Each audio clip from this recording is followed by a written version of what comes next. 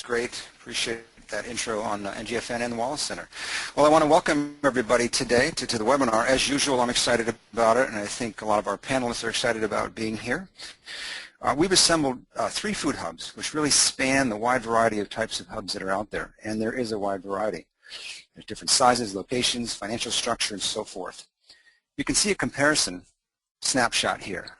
I think, Jeff, you're going to put up, there we go. Well, there we go. Each hub will present a description of their operations, and then our panel of funding experts will advise the hubs with a large variety of different instruments these hubs and hubs like them might get access to needed capital. I want you to note that, as Jeff said, we won't have a Q&A section formally. However, you should feel free to ask your questions of any of the panelists during the time of the presentation, just using that question box, not the chat box, but the question box in the bottom part of the screen.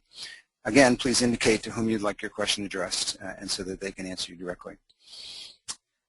We also have several food systems consultants and other experts in attendance today as participants, including some of the hubs that we wish that we could feature, although we needed to limit it to about 3. If anyone from those hubs or other consultants would like to share advice with the hubs, or for similar hubs that are listening, again, you can put that into the question box and share that broadly. We'll also send that advice out in verbal or text form, and be sure that your name is associated with it so that if anybody wants to follow up with you, they can do that. There truly is a lot of expertise both in the panelist group and in the audience, so let's work as a community here. The 3 we have in line today, as Jeff mentioned, is Grown Locally, based in Northeast Iowa, Healthy Food Hub, serving the greater Chicago region, and Grasshoppers Distribution, based in Louisville, Kentucky. But before we get into the actual hubs, let me quickly introduce our experts in financing today. And I apologize to everybody. I'm going to keep their introductions quite short. You can imagine with this expertise, it's a difficult job to do that. But given the sake of time, I wanted to keep it short. So Jim Barham is with us, and he's an ag economist for the Marketing Services Division of USDA's AMS service. Jim holds a master's in cultural anthropology and a PhD in agricultural economics from the University of Florida. Before joining the USDA, Jim worked internationally on agricultural development projects targeting smallholder producers. His current work and interests include regional food hubs, food value chains, food service procurement, and target marketing for farmers markets. Good to have you with us, Jim. Also, Elizabeth Yu is with us. Elizabeth is the founder and executive director of Finance for Food, a nonprofit that helps sustainable food systems entrepreneurs identify and secure values-aligned financing. Previously, she was a manager of strategic development at RSF Social Finance and has been a program officer of Slow Money. A recent Food and Community Fellow, Elizabeth holds a BS in Geography from McGill University and an MBA in Sustainable Management from the Presidio Graduate School. She's currently writing a book called Finance for Food, a Sustainable Food Entrepreneur's Guide to Raising Mission-Aligned Capital. Elizabeth, we look forward to seeing that book. Also, we have with us Andy Jamalowicz from USDA Rural Development. He's the Assistant Deputy Administrator for Cooperative Programs in Rural Development and oversees the Value-Added Producer Grant Program. He's an ag economist who has spent the majority of his career studying and working with produce and food marketing industry. Andy's been with USDA since 1986, and before that was working in Kentucky in a similar field. Nessa Richmond has been working in the food systems field since 1984 and is the founder of Bright Seed Strategies. Bright Seed Strategy provides leadership and resources to organizations working to build healthy food systems across the country. In particular, she assists umbrella organizations and private foundations in leveraging federal grant funding for their stakeholders. She holds a master's in public policy from the Kennedy School of Government. Going on, we have Leslie Schaller. Leslie's the director of programs at ACENET and provides contract services on behalf of ACENET, Appalachian Center for Economic Networks, which is a community-based economic development organization in rural Appalachia, focused in Ohio, whose mission is to build the capacity of Appalachian communities to network, work together, and innovate to create dynamic, sustainable regional food economies. Leslie secures public and private funding through grants and fees for services to create regional brands, innovate product design, marketing strategies, business plans, and financial management systems within the targeted local food systems sector. We also have David Norman. David is an agricultural economist with experience in rural development and finance, both in the U.S. and internationally. He is the Vice President of Enterprise and Ag Group at Winrock International. Most recently, he headed Winrock International's Volunteer Technical Assistance Division, which focuses on recruiting qualified U.S. volunteers to assist farmers, businesses, and organizations across the globe. Prior to joining Winrock in 1994, David was Director of Technology Operations for Agribank in St. Louis, Missouri, and until recently was on the Board of Directors for Agribank, which is a $60+ billion cooperative banking bank serving 15 states.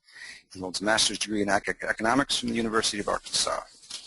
And me, as Jeff said, I'm John Fisk. I'm the Director of the Wallace Center at Winrock International, and I hope to contribute to this as well, similar to our panelists.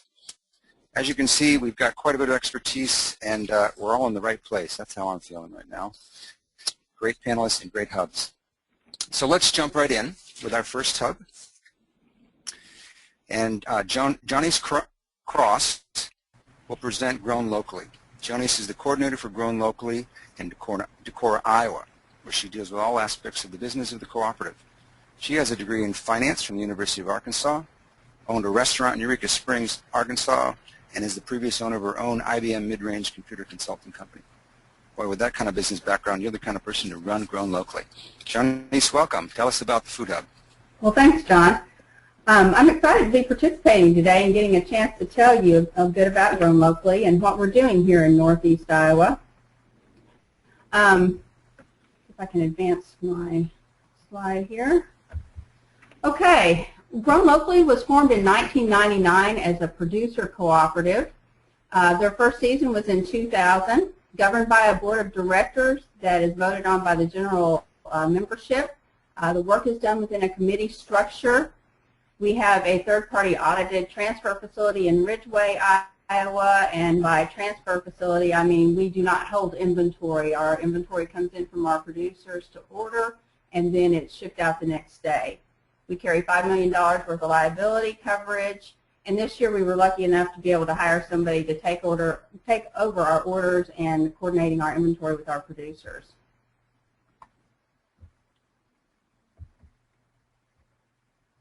So our producers are scattered throughout the Driftless area. We work with a little over 30 producers, an average of about 30 at a time. We have 3 levels of participation in our co-op. We have our active voting members. We have our members, people that are in their first season with Grown Locally, kind of as a probation period. And then a couple of years ago, we opened up a broker division. And what I mean by that is if we exhaust all of our supply within the co-op, we can go to these brokers. We internally audit all of our farms for safety. We have an audit and compliance committee that does that. We worked with USDA in their pilot project last year, and some of our producers became GAP certified through that program, and we have some certified organic producers as well. Our producers are really extending the season now using hoop houses and greenhouses.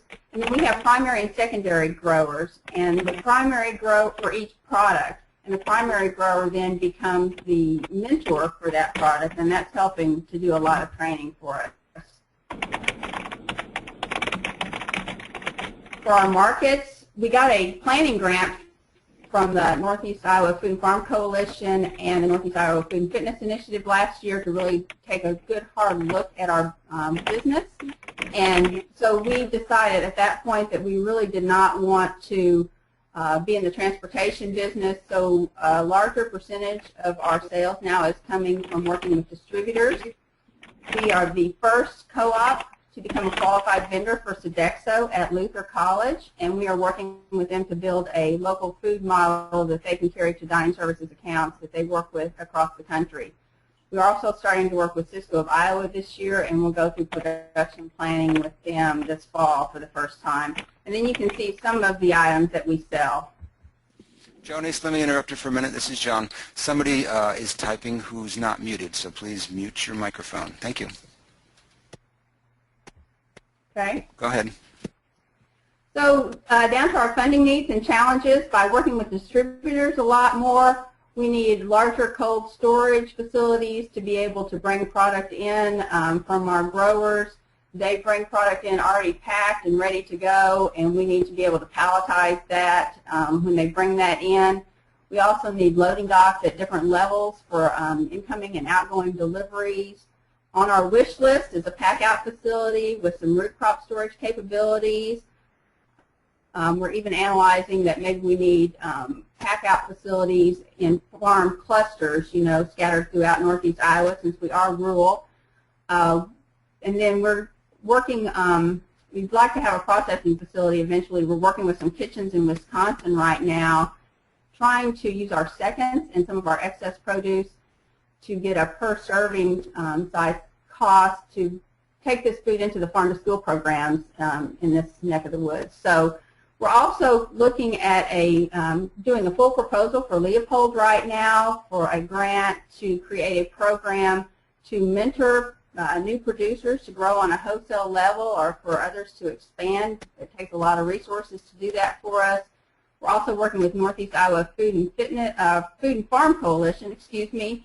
They got an IDOLS grant, and we will be working with them for farm safety training and to try to get more of our producers GAP certified. Distributors are asking for more marketing materials as well so that they can better tell the story of and the journey of the food from the farm to the plate. And then we need some sophisticated production planning software.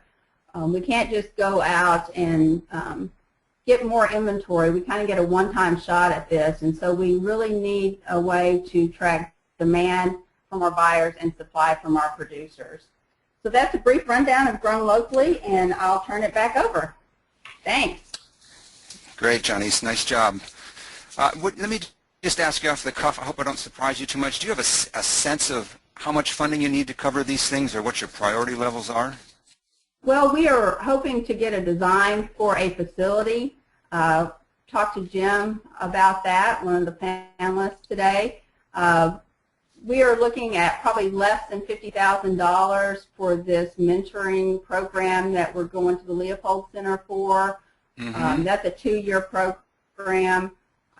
GAP certification, you know, we're just trying to subsidize growers on the front end until they can justify it with their quantity of scale. So I mean, overall, do you have a number overall? Are we talking? No, I Okay. really don't. Okay, I really don't. that's fine. Sorry. Yeah. All right, let's hear what our panel has to say. Leslie, maybe Leslie Shell, you want to take a shot at this? Yes, I'd love to talk about your project. You have a great website, so I think you've developed a lot of your marketing content in many ways already that could do double duty as you develop more programs for maybe some of your market partners, whether they're grocery stores or institutional buyers. The one thing I would suggest, though, is to really maybe fine-tune some of your asks a little bit better. You know, not so much that you maybe have a clear dollar amount, but start to round out some actual cash donations that you might need for some of this project work. And certainly as you think in the future about a possible facility, there's just a lot of help, I think, in Iowa that you can tap into. Operating as a growers co-op, I would certainly urge you to work with the Alliance for Cooperative Business Development. You know, they might be a great sort of entry point to hook you up with some other resources that could provide in-kind services or even maybe help you craft some grant applications. There's certainly, I think, USDA funding that I know Andy and Jim can talk about that certainly as a mature co-op you should be eligible for, and it sounds like you're positioned at this stage in your growth to make some of these leaps. All right, good direction there. So is that a good segue over to you, Andy? You want to chime in, or Jim? Yeah, I'll chime in.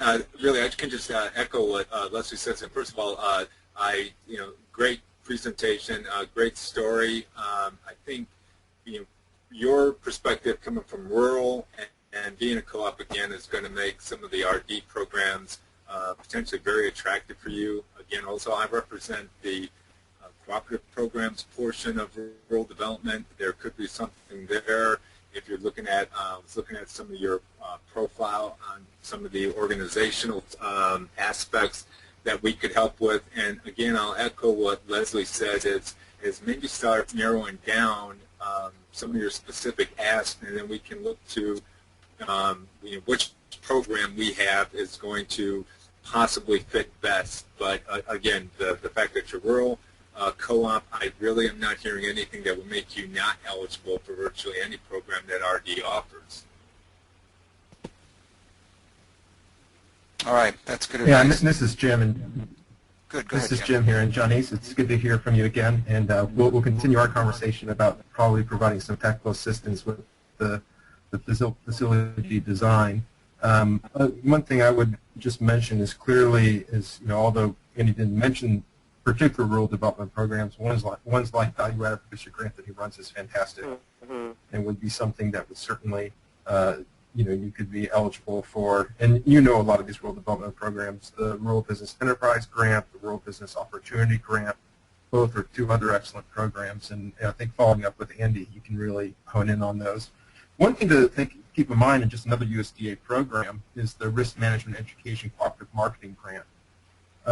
It's not one that a lot of people, it's usually one of these that nonprofits turn to, but if you partner with the nonprofit or like with the Leopold Center, there's quite a bit of money available there to help with education resources, recruitment and training, some of the things you're talking about doing with the Leopold Center. So definitely Risk Management Agency and the Risk Management Education Program, I think, would be a nice one as well.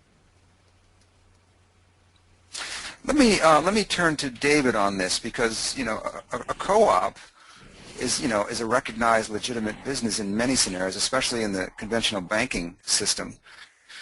What are we seeing here for the potential of a loan, maybe, David? Well, there's a couple of thoughts that I have. First of all, great presentation, and as a co-op,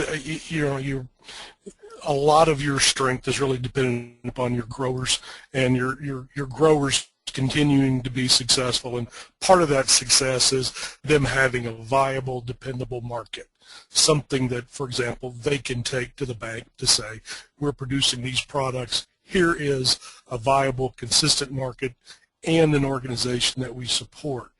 That's one thing, to make sure that those growers are including that as part of their pitch. And secondly, looking at as a cooperative, it's a challenge to pull it together to make it. You're talking about bringing in a lot of grant programs for capital and things like that. The potential under the farm credit system, these have to be viable, sustainable credits, but there are some potential of presenting it as a mission-related investment that supports growers or farmers that are also interested in participating within the farm credit system. I don't speak on behalf of them, and that's a decision that they would have to make locally as to whether a mission-related investment, which would have to be a real live investment, would qualify under their conditions. But it is certainly possible. Thank you. Great, thanks for that. Let's do a quick check-in with Elizabeth. You've got something on this? Sure. So one of the things that I wanted to say is that if you were interested in selling equity, I know you have 3 levels of participation in the cooperative, and that's often how cooperatives raise money, is from their members. But given that it is a producer cooperative, you still have the potential to raise equity capital from non-members.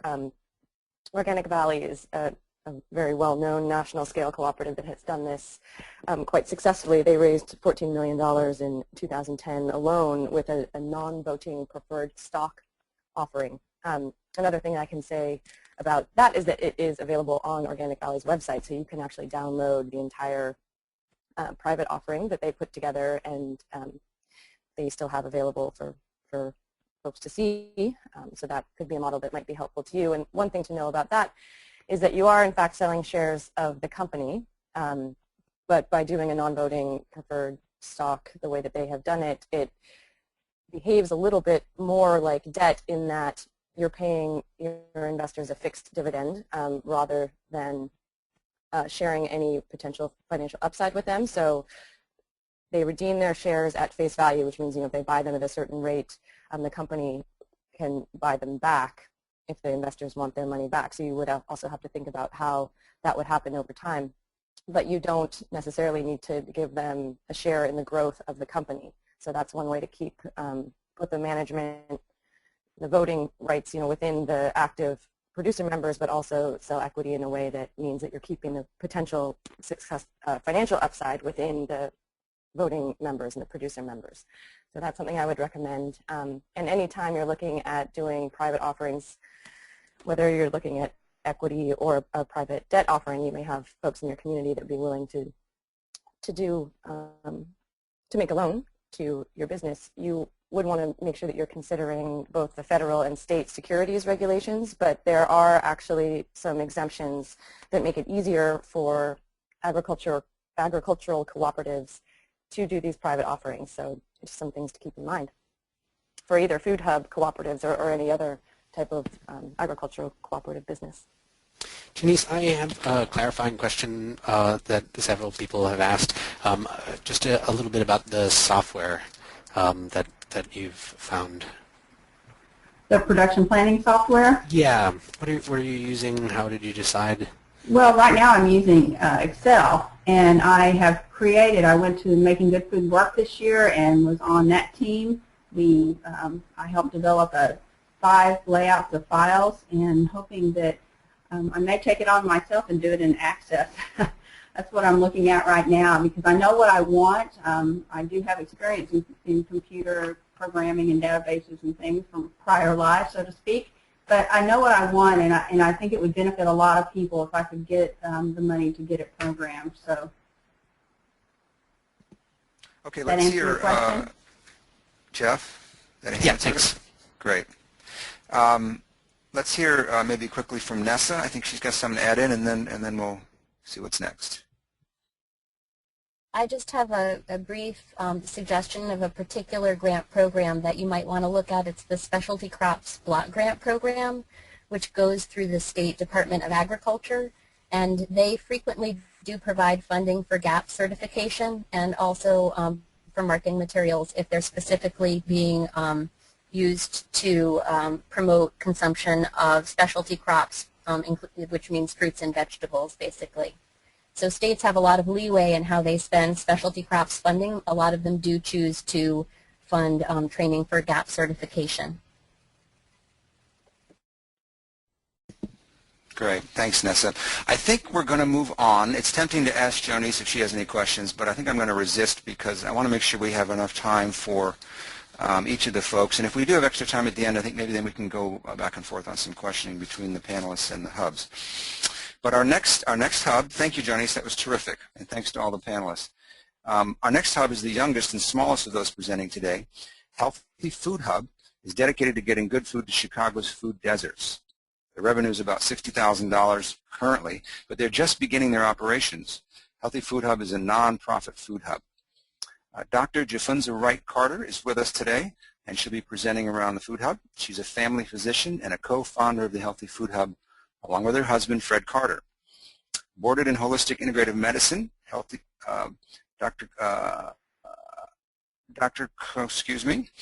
Food Hub is potentially the full expression of her medical practice as a holistic practitioner and allowing her to get out of the exam room and into the lives of her patients and to improve their well-being of the people, the economy, and the planet. Welcome, Dr. Carter. It's an honor and a pleasure.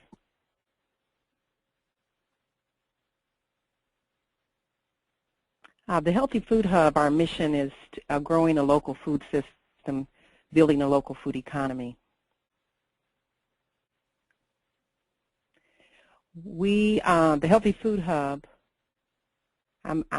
Jeff, I don't seem to have control, was born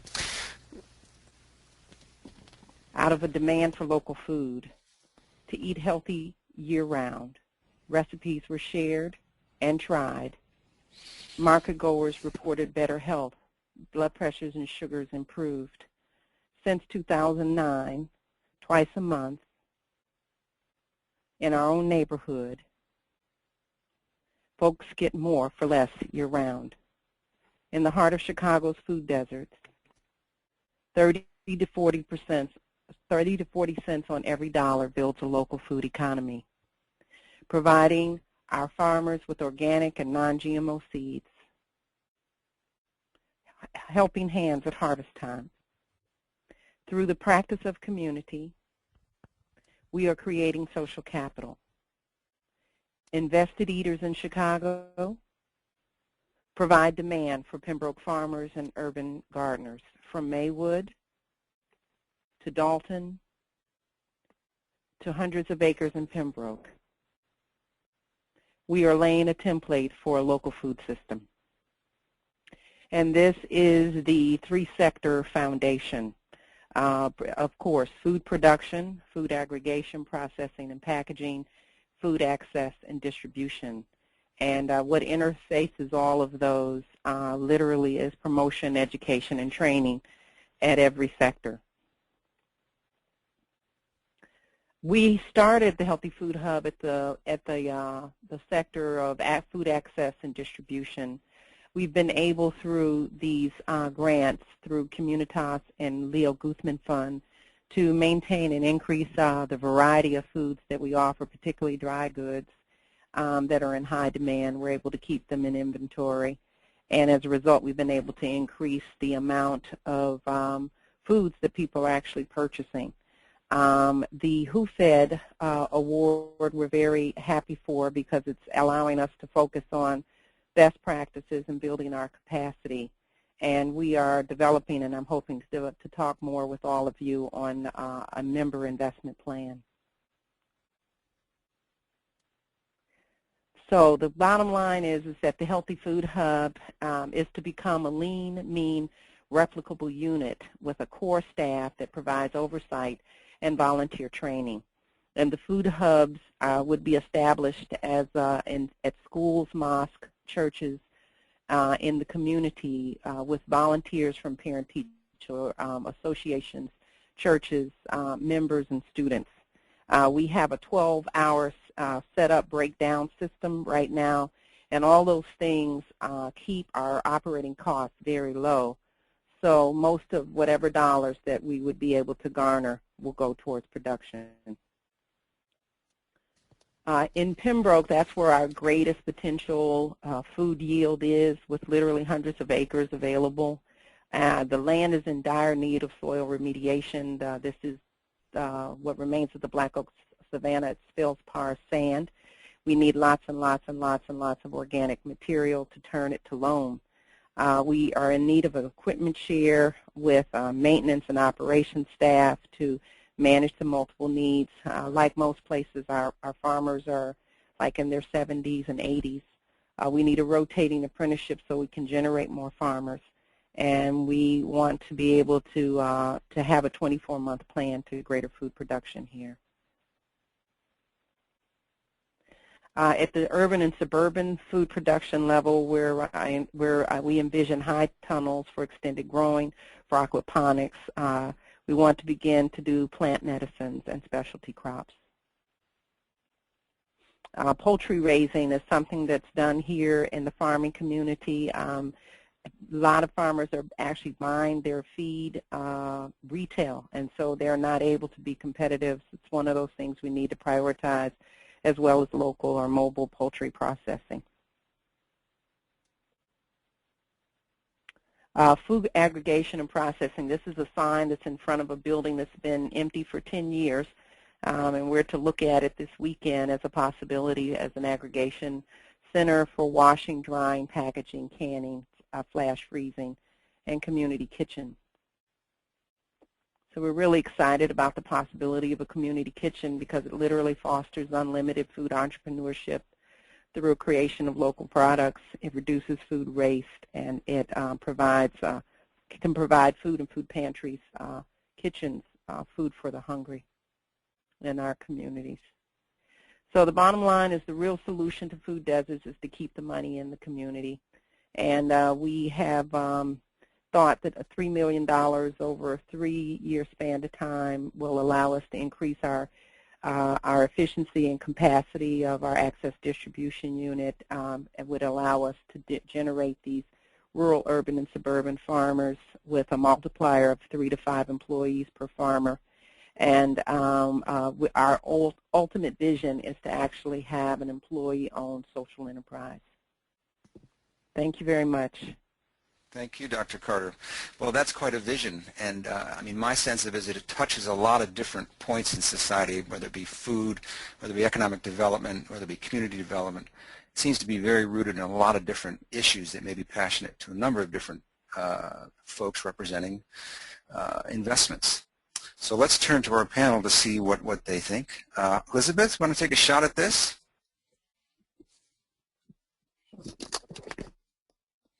I think she's thinking it over. Oops, sorry, unmute myself. Yes, well, this actually seems like a really great fit for an online crowdfunding campaign. And what I like to explain to people is that if you think of these online platforms such as Kickstarter or Indiegogo as a way to complement what's essentially a fundraising campaign. If you're raising gifts from individuals in your existing community, a lot of people think that crowdfunding means you just put something up on the website and suddenly all these masses show up to support you. It's really more a way to work with your existing community. So this can be a good fit for folks that do have a wide network of people either that are benefiting from the programs in the community, or if you have a lot of if there are a lot of people paying attention to what you're doing and really supporting the positive aspects that you're bringing, and this can be great. So an online crowdfunding platform allows you to post a short video about your campaign, and this is something that you can do with a flip camera. It doesn't need to be something super fancy.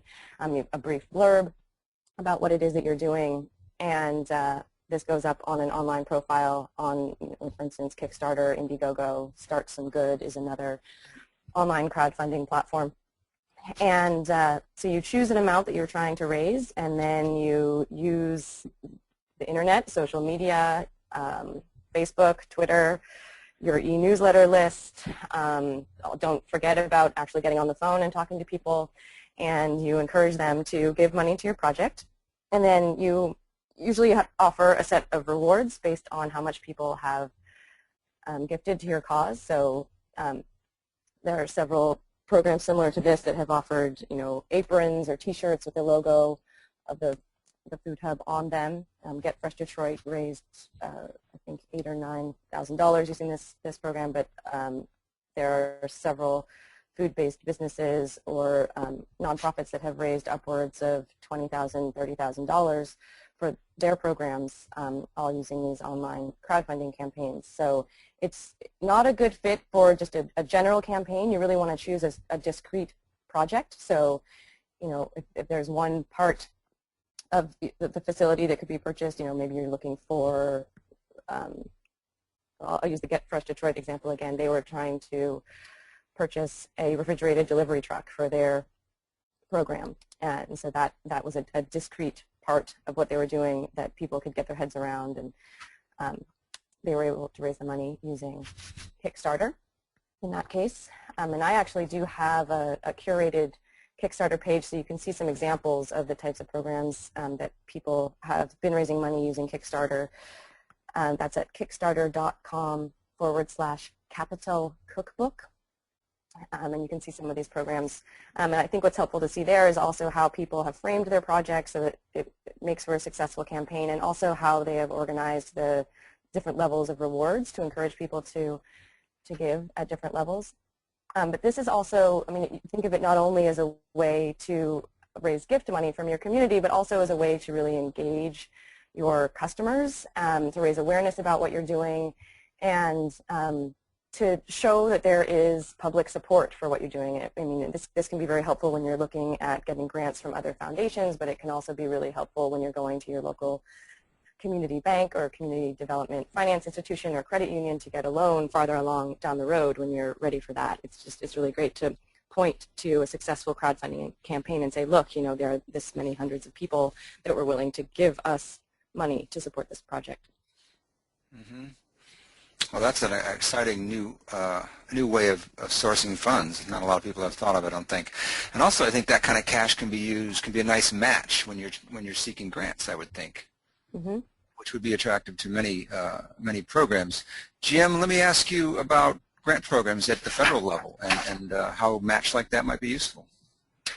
Yeah, for Healthy Food Hub, being a nonprofit, urban-based, and looking to increase healthy food access, there's a number of grants that are starting to emerge that could fit that bill.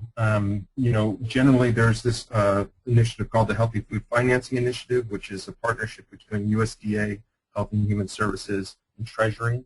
And while USDA doesn't have targeted funding for this particular initiative, there are a number of our programs that are supporting healthy food access.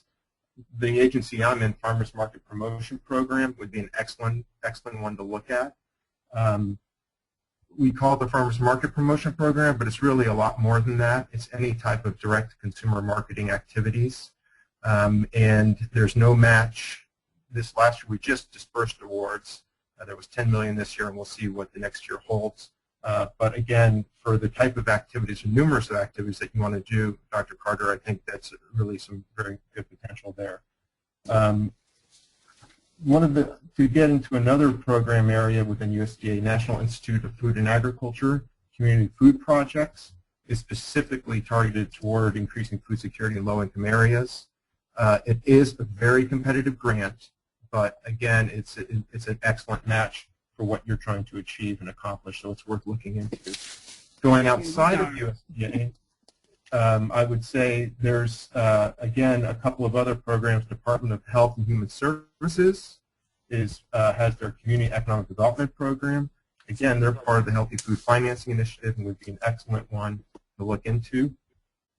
I think we have a slide on that. There it is.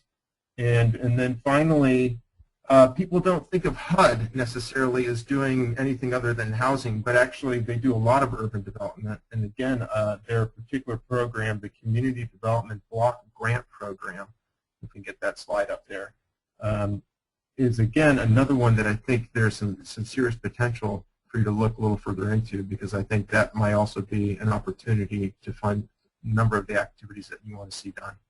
So I'll leave it at that, and I think NESA may have one or two other federal grants maybe in our mind.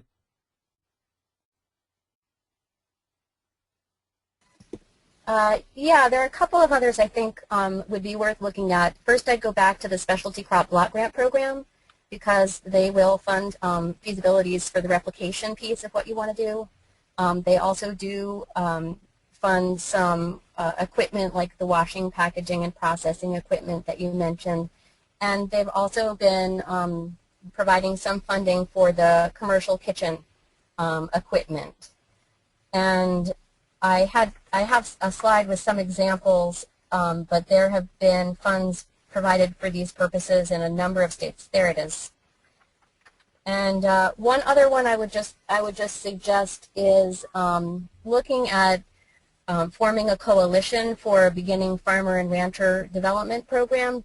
This would be something that would take some work and some organization, and you wouldn't be the lead. You would go with probably a respected research institution as the lead, but they would be able to provide funding for for training the growers that you have through workshops, one-on-one consultation, and a number of other activities.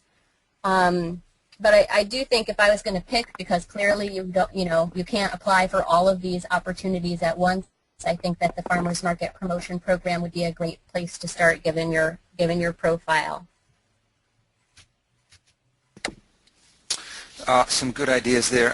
I know also that when you're looking at a community food project grant, there's technical assistance available from that program to help actually write those grants and design those. So that's, I mean, a lot of these government proposals can be daunting for some small organizations, so that kind of a TA I think is really valuable. Something else I'd like to throw in the mix we haven't talked about is foundation funding, and I think again the number of different dimensions that you have, Dr. Carter, would be interesting to a lot of foundations, and I know there's a number of large ones in the Chicago region.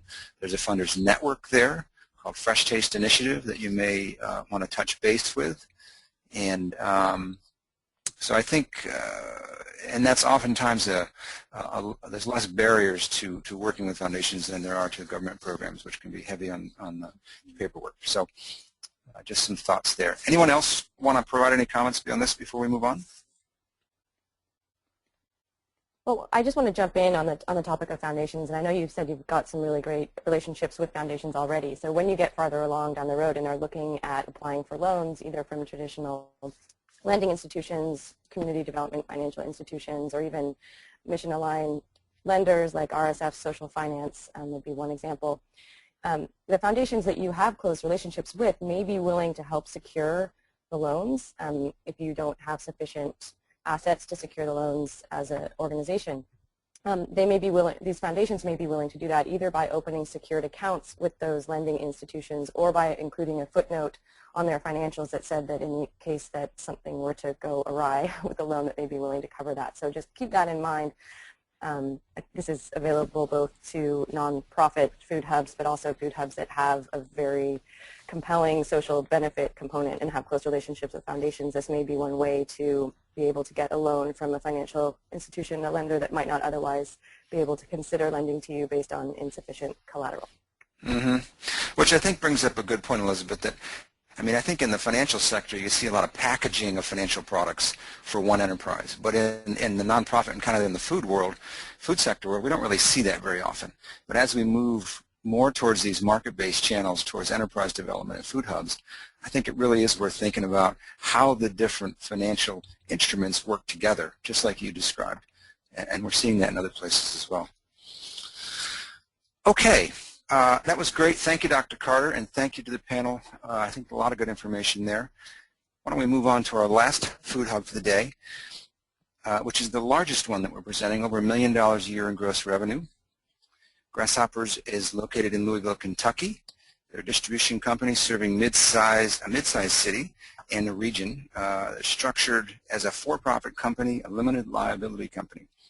Ellen McGinney is the president of Grasshopper Distribution, operating in Kentucky again, and is a member of the Mayor's Food Policy Advisory Council in Louisville. During Ellen's tenure there at Grasshopper, they have reached several milestones, including passing the $1 million mark in payments made to family farmers and shifting to year-round online grocery service. So we're excited to hear, Ellen, what you have to say today.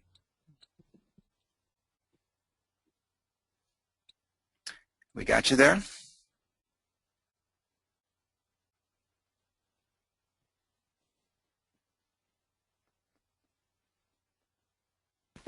Looks like there's an unmute problem.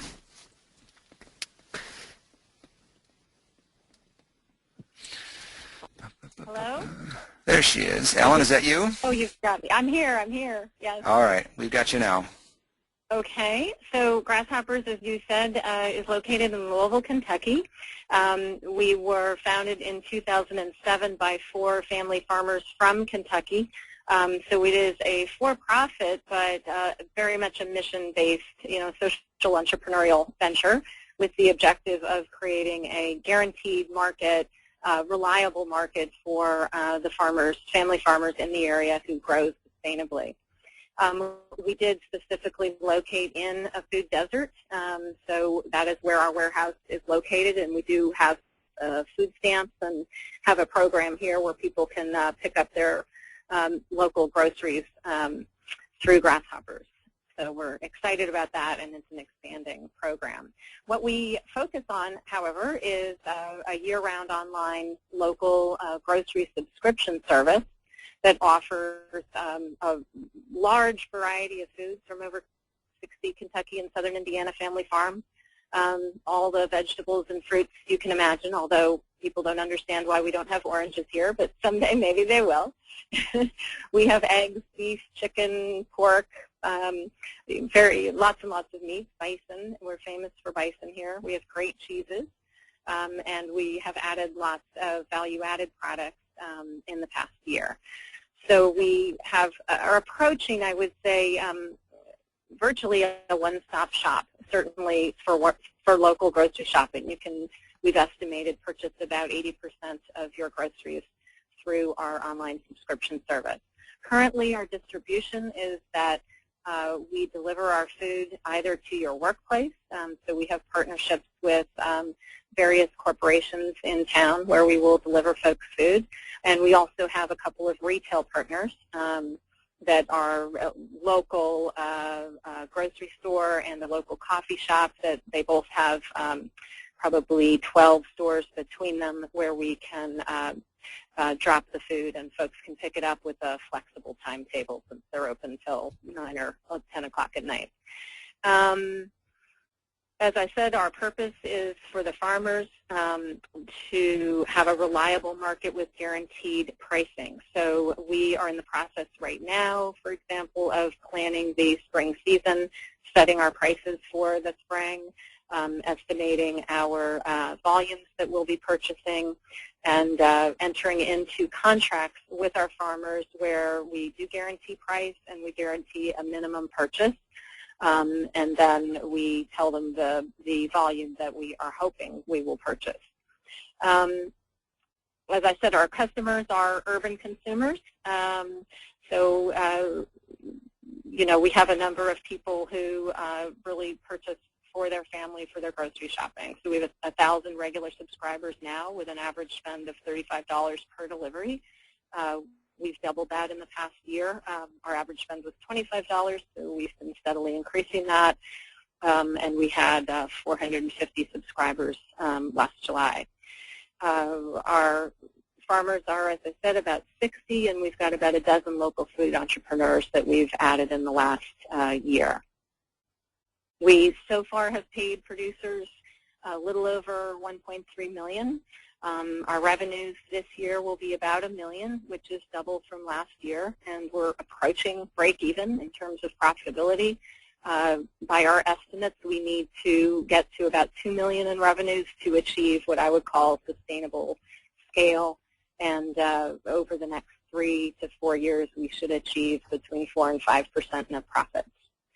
Our strategies for growth to get from 1,000 subscribers to our plan takes us to 10,000 subscribers is that we need to have a prepared food strategy, as we find in the surveys that we get from folks that all the cooking they have to do with our food is exhausting. So we have received our food manufacturing license, and we're doing quite a bit of cooking now.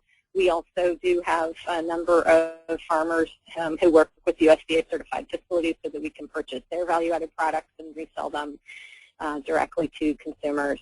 And we did just receive an FMPP grant for $71,000 to purchase equipment for an on-site kitchen that we are building here at Grasshoppers. So we're excited that for next season we should be ready to purchase seconds in more quantity than we have been able to date.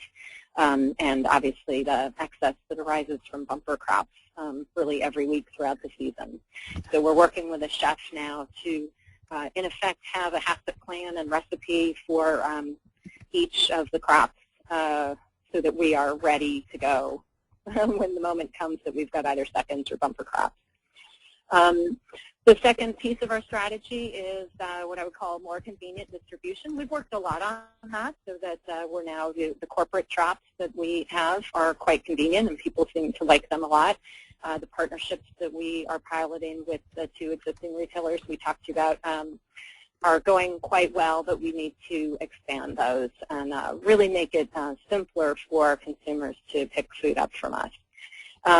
The number 1 priority, I would say right now, since the prepared foods is moving along and the convenient distribution is moving along, our technology is horrible and a constraint to growth. We have, I would say we're almost at the point where we cannot no longer add either products or consumers because the technology is so bad. So we are looking at solutions for both the consumer experience to be simpler and easier, and also to have that tied into back-end procurement, inventory management, and financial accounting. And then finally, you know, we at Grasshoppers are just one piece of the local food system value chain. So we have started a nonprofit called Seed Capital Kentucky, which is working on helping fill some of the other gaps that will allow us to scale over time, so that as demand increases, we'll be able to have supply increase as well. And constraints to that are the rural transportation and storage infrastructure, access to capital, and technical assistance to grow winter capacity to convert from conventional farming to sustainable farming.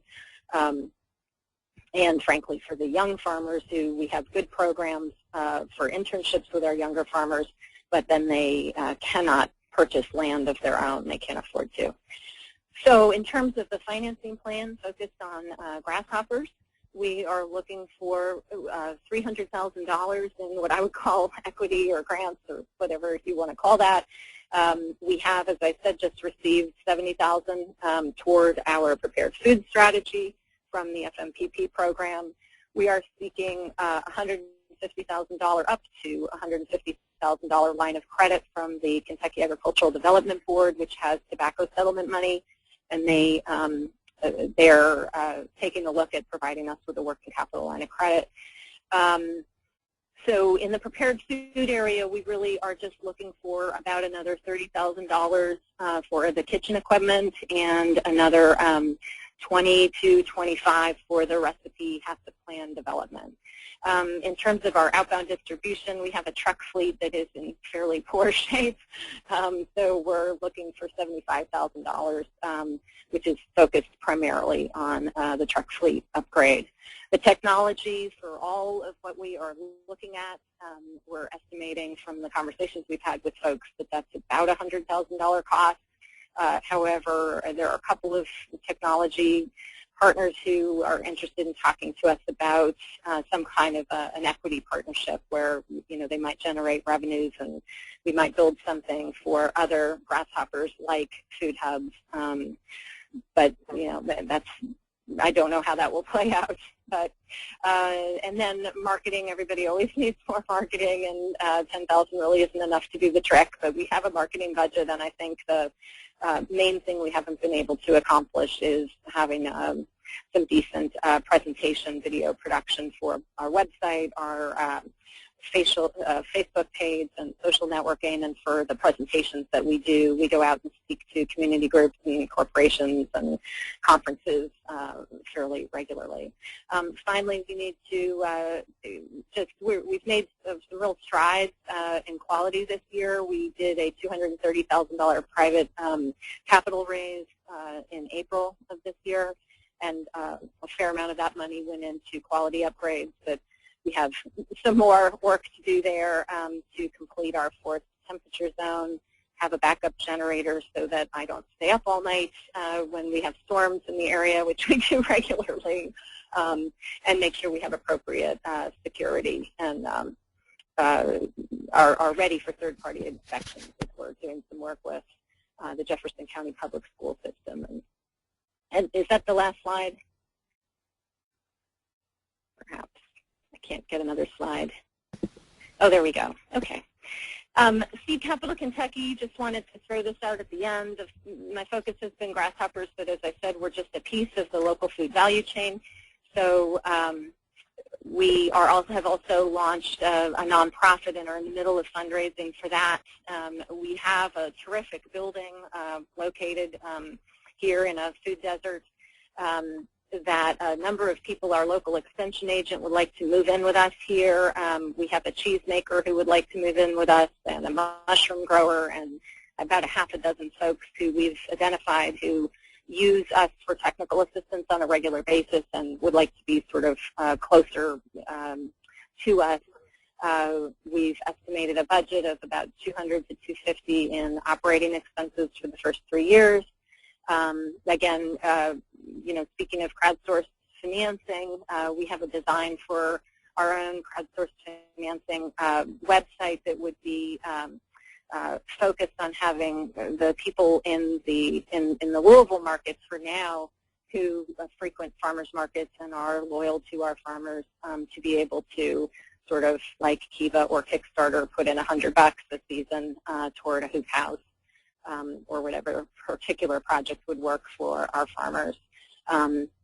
So we are starting out with a loan grant fund that we're anticipating we would raise from private sector folks in the beginning as we can obtain our CDFI status, which would enable us to access, I think, SBA and USDA funds for microlending and some grant funds. And then finally, rural transportation and storage infrastructure is a huge, huge, huge problem. So we have mapped out sort of 6 producer clusters in the state of Kentucky and have a lot of cooperation from farmers, but really need to get some sort of a grant to be able to put CoolBot type storage units in these locations and have a truck route and a truck or 2 that could pick up the food and deliver it to the various distributors, including Grasshoppers in the Louisville, Lexington, and other nearby markets. So that's about it. Is that all, Ellen? My God, you think your plans are big enough there? That's fabulous. You gotta have really a big great. vision. Yeah, I mean, it's interesting. I'm seeing across the 3 different hubs, I'm seeing some common needs, certainly around technology, back office type platforms. Processing has come up a number of times, to kind of get to the scale in terms of income, and of course distribution type infrastructure is needed. So I think we're seeing some common things. Let me turn to the panel now. Jim Barham, what do you think? Well, first, congratulations on getting the Farmers Market Promotion Program. That's one of the ones I would have suggested, and you've already gotten it, so that's good. And I know in the past you've also gotten a Rural Development Value-Added Producer Grant Program, which is, maybe Andy can talk a little more about that grant program in a second. That's always a good one. Like Nessa mentioned before as well, Agricultural Marketing Services Specialty Crop Block Grant Program is one worth talking to your Department of Agriculture about, and you're probably already in communications with them. But that's quite a flexible program and can really meet a lot of your needs. Turning away from the USDA, I mean, there's a lot of other USDA programs, and certainly we can even go offline and talk more about that. But I really see some potentials in other federal agencies, particular Department of Commerce and Economic Development Administration, given that your distribution center is located in a food desert or low-income neighborhood. One of the things that qualifies for this economic development assistance is that it needs to be in a distressed area, and they have a bunch of criteria for what that is. But essentially, low-income, low-job areas are typically what they're looking to support to help boost job employment and create new businesses. So I think that's one that really has quite a bit of potential that you should look into. You would have to partner with an economic development corporation or a local government, but again, it seems like you're well connected to be able to make some of those things happen. I would also say that, again, talking also with what we do with the Healthy Food Hub, 2 other good ones to look into from federal agencies is Health and Human Services Community Economic Development Program, part of the Partner of Healthy Food Financing Initiative.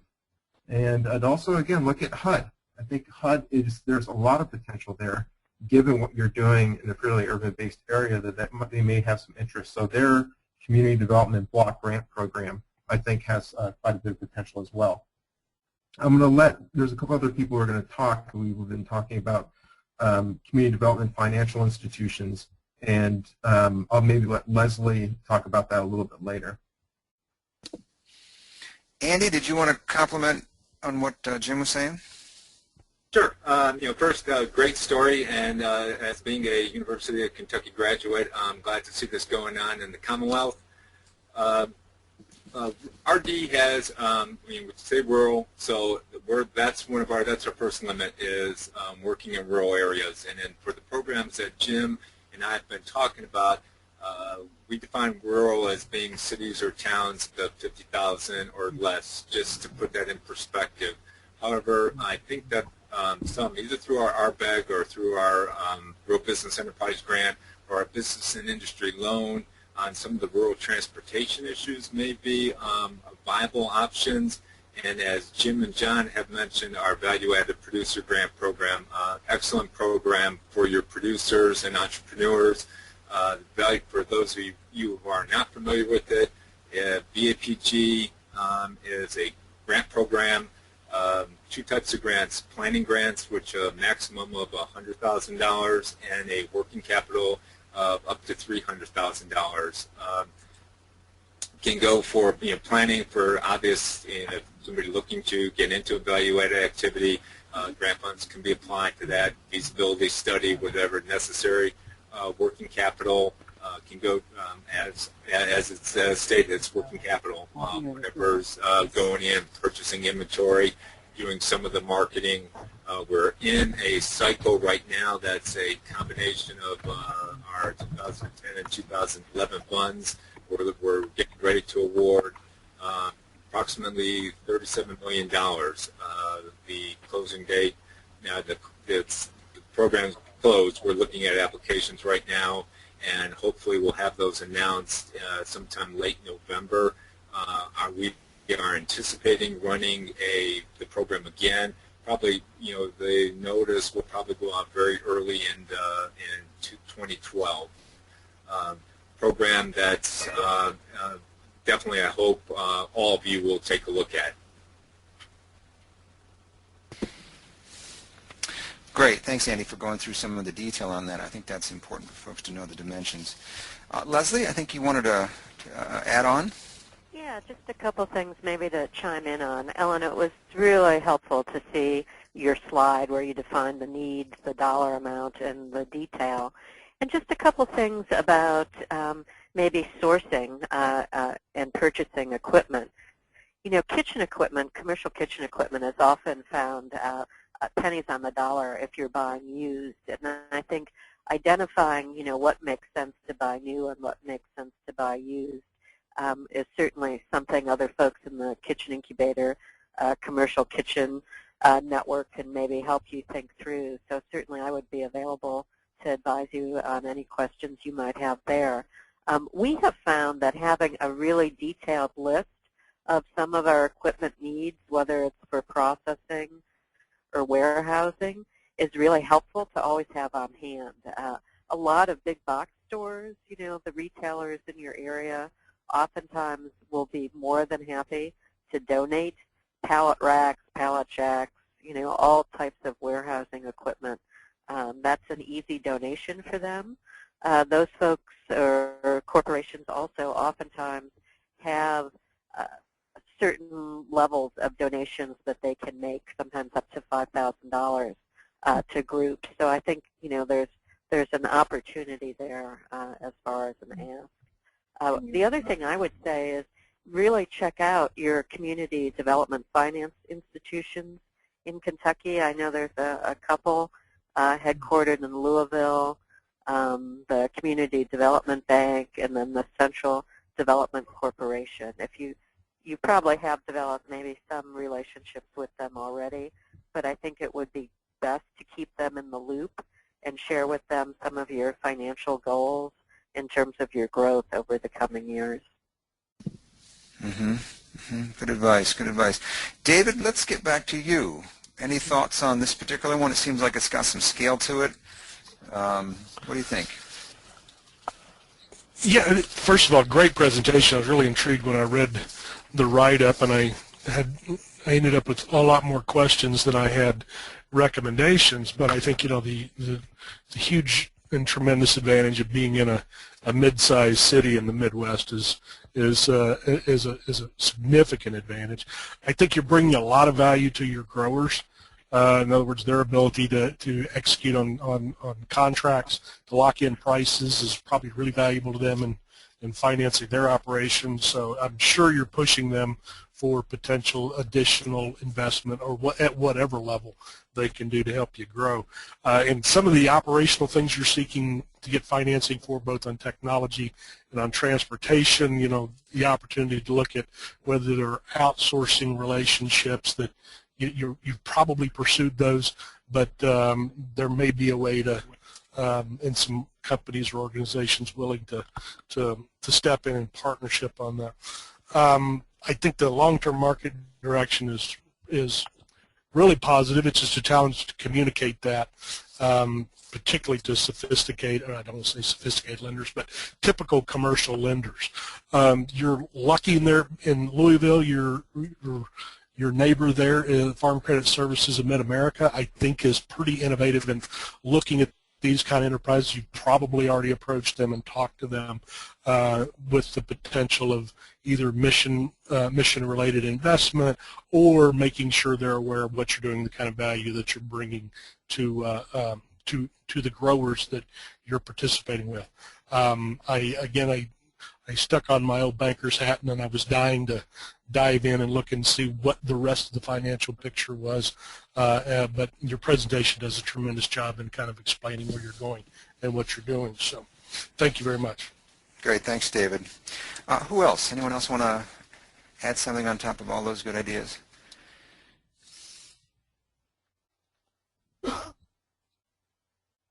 Gone. Okay, great. Thank you for those ideas, and Ellen, for a great presentation. Let's maybe go back and swing back around and ask some of the presenters from the hubs if they've got any particular clarifying questions of the panel or anything additional to add. Ellen or Dr. Carter or Janice, anything you've heard that you need more information about? Or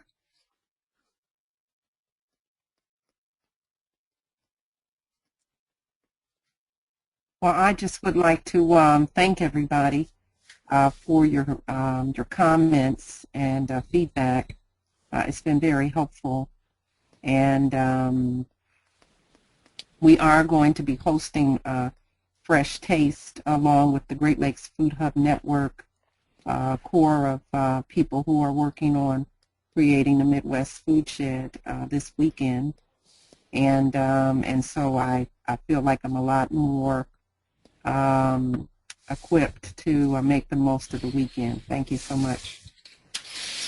Great, thank you. Chime in and also say thank you very much. There were some great comments, and I would love to follow up with some of the panel offline if they'd be willing to do it and dig into a little bit more detail. I think they probably would. We can facilitate that. Yeah, I would like that as well. Great. Johnny is here. I would like that as well. It'd be great. Great. Let me look back to the panel then and ask them if any maybe what's your best gem of advice coming out of this, seeing the different food hubs, seeing some of the differences across them, but also some of the similarities, and then thinking more broadly about what you've seen around food enterprises. What gems of advice might you add on top of the specifics you've already given?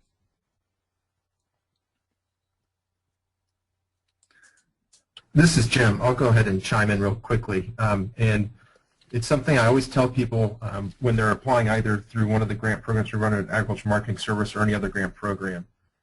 Make sure you actually talk to a human being who runs that grant program before you ever apply or even consider applying, and so that you can get a sense. All it takes is a couple minutes. You just tell that grant administrator or that loan officer, this is what I want to do. This is my legal structure. Do I fit your program?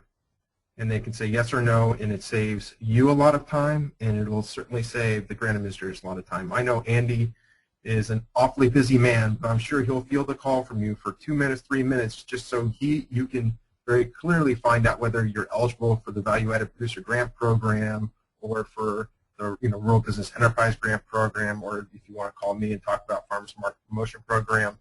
It doesn't take long, and it's just a great way to kind of, save your time as well as ours. Excellent. Thanks, Jim. And John, if I can just chime in here too, it just would kind of echo what Jim was saying. From rural development perspective, the first thing I would do is encourage you to find our rural development state office. Most of the programs through RD are administered through that state office, and in some cases there are allocations. So letting that state director know that you're out there and you have this project. If there's programs where they have money under the Rural Business Enterprise Grant, they know you have a viable project out there. That's really going to help your chance of success. Programs like the Value-Added Producer Grant, that's a nationally competitive program. So that comes up here, and we run that out of the national office. But even back to what Jim was saying, make contact with that state office, talk to them about the program, talk to them about your project, and avoid some of the little things that trip people up in terms of eligibility or whatever. Thanks, Andy. Good advice. Who else? This is Leslie chiming in as well.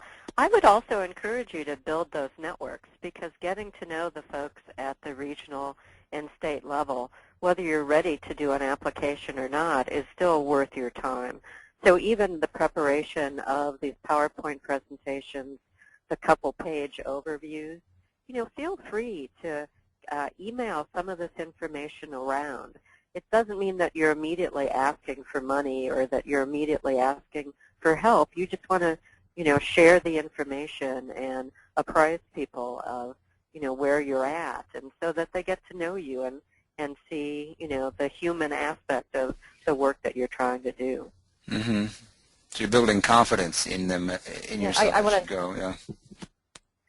Go ahead. I want to jump in on that, Elizabeth.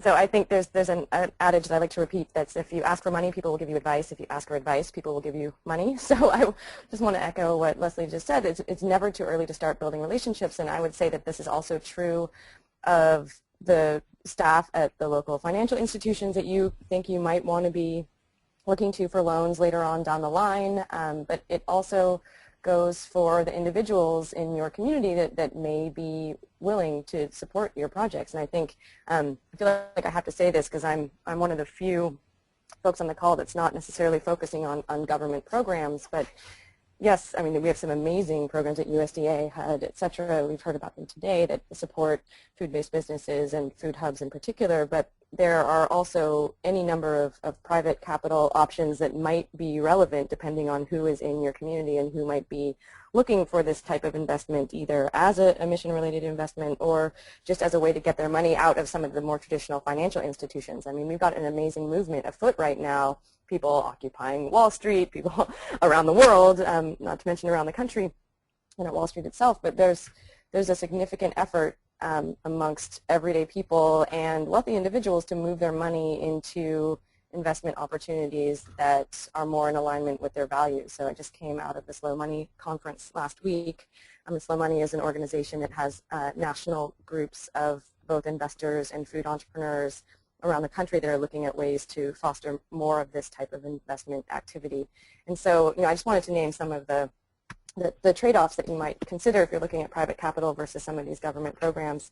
I interviewed lots of folks, including Poppy Davis and including Jim Barham, about maybe some of the things that people don't necessarily consider about some of these USDA programs and other government grant programs, which is that not only can they be somewhat complicated to apply for, but there are also some fairly onerous reporting requirements that go along with them. And so if you take into account all of the time and energy that it requires to both apply for these very competitive programs sometimes, if you get into them, then you have to go through with these reporting requirements. So consider possibly the cost on the other side. If you're looking at private capital, you may need to work with an attorney to come up with an offering memo or some sort of investment offering that you could use with your prospective investors, some sort of financing agreement that might work to meet both of your needs. But if you're building relationships with people in your community, the ones that are actually going to be affected by and benefiting from the programs that you're running, that might be a better investment of your time. And I'm not saying that it is or isn't, but this is something for you all to consider. And just know that there are ways that you can raise equity from people in your community. There are ways that you can do private loans from people in your community. So especially if you know that there are folks near where you are operating that are really excited about the kind of benefits that you're bringing, you might want to start building relationships with them. And you never know what might happen down the road, but they might just be the ones that are going to be helping finance your food hub instead of some of these government programs. Mm-hmm. Thank you, Elizabeth. I think that's something to think about and certainly something to weigh the pros and cons of. Very good. Others? Final words? This is Nessa. I'd just like to take a step back and echo what Jim and others said about getting to know the state people and getting to know the program officers and introducing your program to them before you would decide to put all the work into an application.